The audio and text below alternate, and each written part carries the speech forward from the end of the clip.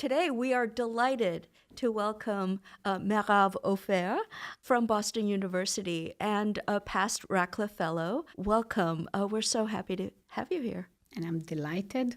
And we're sitting in a building that I loved being as a Radcliffe Fellow. Merav, we're here today because you've just published a very exciting paper in Nature Astronomy.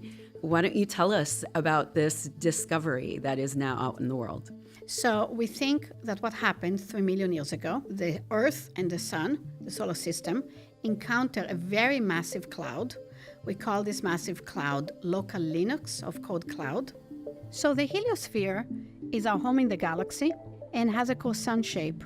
And the heliosphere is a wind that comes from the sun. The sun has its own wind. It's particles that emanate. And as the sun moves through the galaxy, that wind goes with it. And it gets deflected, forming a bubble called the heliosphere. So the sun, throughout its history, was moving, carrying its heliosphere with it. What happened 3 million years ago, that the sun, with its big heliosphere that engulfs all the planets, encounters something way more massive than usually it's encountered, was a cold cloud. That cold cloud was also moving. So the heliosphere and the cold cloud collided. Think about a tsunami, engulfed all the heliosphere, and very much like as you will compress a balloon, compresses to distance that are smaller than the distance between Earth and the sun.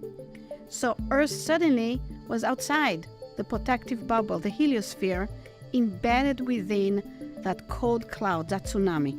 And the heliosphere deflated to a bullet-like shape and remained like that throughout the crossing of the cold cloud.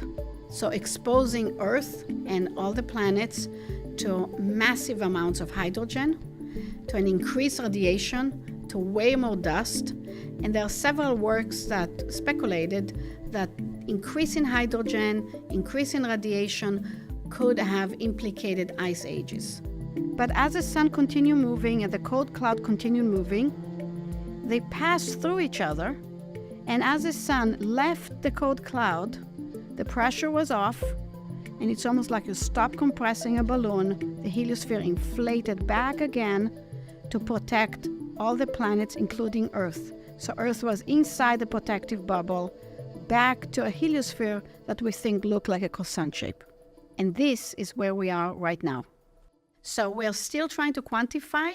This paper at least say we encounter a very important cloud that shrank the heliosphere and exposed that to a much more extreme environment. And most likely there would be implications for the Earth's climate at the time. So this still needs to be explored. Yeah. There's a lot more to explore. Exactly. Yeah.